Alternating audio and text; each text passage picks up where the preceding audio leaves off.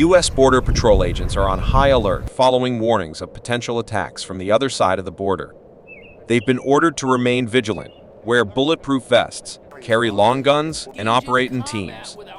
Meanwhile, U.S. Marines are now stationed at the southern border, locking it down entirely to prevent anything from slipping through.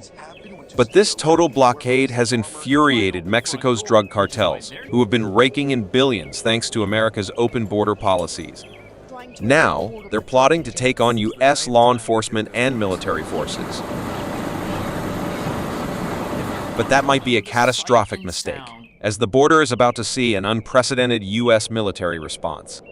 Cartels have begun deploying advanced technology to target rivals and border agents, including weaponized drones carrying explosive payloads. Meanwhile, large migrant groups are making relentless efforts to evade detection, even cutting through sections of the border wall. Under the cover of darkness, they assume they're unseen from 5 miles away, but every move they make is being closely monitored. According to the New York Post, illegal border crossings have dropped to record lows. The Trump administration is on track to achieve the lowest numbers in 6 decades. One agent, who's been stationed at the border for nearly 4 years, admitted he had never been concerned for his safety until now. "I just received protective gear from our network because things are reaching a level we've never seen before." Cartels are getting desperate. This is a $13 billion a year operation, trafficking people into the U.S. We're watching in real time as drug cartels and transnational gangs at the southern border shift gears. They're not just smuggling people anymore, they're actively targeting U.S. law enforcement. Internal memos hint they might be plotting something even bigger, aiming to stir up serious chaos. On the flip side, 93% fewer people are sneaking into the country and dodging border patrols, a huge win worth celebrating. But here's the catch no one's talking about. This crackdown has ticked off the Mexican drug cartels, who rake in a staggering $13 billion a year, smuggling everything under the sun into our nation. These vicious criminals, who've been cashing in big by fueling not only America's refugee crisis, but also its drug abuse epidemic, wreaking havoc in our major cities, now find themselves with less to do. Experts warn this leaves them no choice but to push back hard. We've already seen it on a smaller scale over the past year, with Border Patrol agents getting targeted by these drug gangs in several incidents. And it's not hard to see why. When you yank billions of dollars away from bloodthirsty gang members who are armed to the teeth with military-grade gear and already control entire chunks of Mexico, they're not exactly going to shrug, give up, and start applying for legit jobs. This is where things get dicey, and it's the real reason the U.S. military has been dispatched to the southern border, with elite special forces now operating inside Mexico. Everyone's bracing for the cartels to hit back, but the Marines are gearing up for what might come next. Think armed gang members storming the border or snipers taking calculated shots at border agents. And here's the kicker. We now know these guys are packing heavier firepower than most folks realize. This is a full-blown military occupation.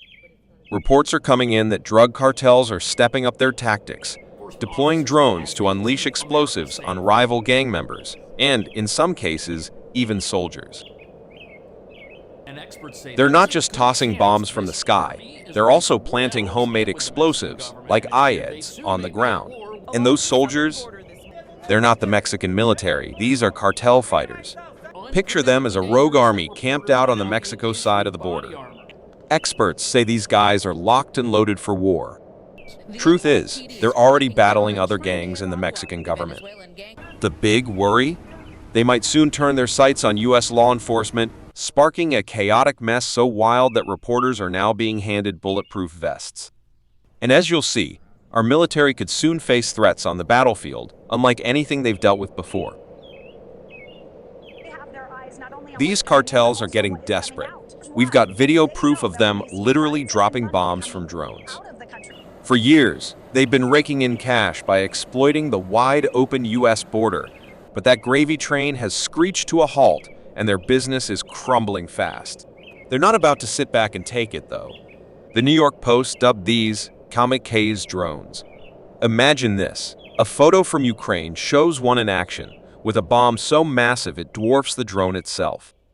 These flying machines, capable of raining down destruction, prove just how much the cartels have leveled up. The threat they pose has skyrocketed, and it's not hard to see why. Before we dive into how President Trump and our military plan to tackle this head-on and crush it, let's get one thing straight. Drones and this kind of tech are shaking up modern warfare everywhere. They're dirt cheap, for starters, and they make the battlefield a nightmare. Hiding in a trench won't save you when bombs are dropping from above. Plus, tanks and armored vehicles? Most are built with weaker armor on top, or at the back spots traditional weapons don't usually hit. These drones exploit that vulnerability perfectly. Unless you're ready to fight fire with fire, law enforcement doesn't stand much of a chance against this. Meanwhile, President Trump and his team aren't messing around at the border. They're throwing every resource they've got at it, while also digging into internal investigations to root out criminals and anyone sabotaging efforts to keep our country safe. But here's the question. Can the U.S. put an end to this for good, or is it just a temporary fix? Will it all flip back in 4 years with a new president? Are the cartels just biding their time, waiting us out?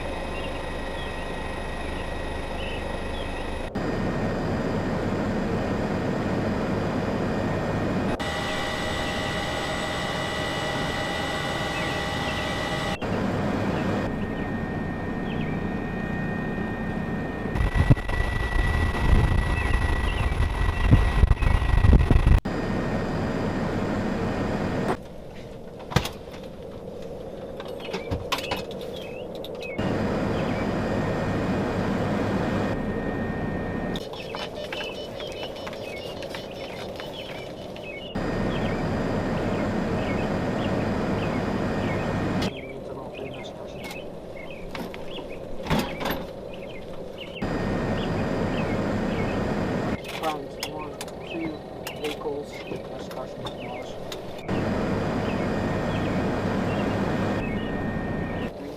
Cat and good. What about Chester, please? Right, your fuel.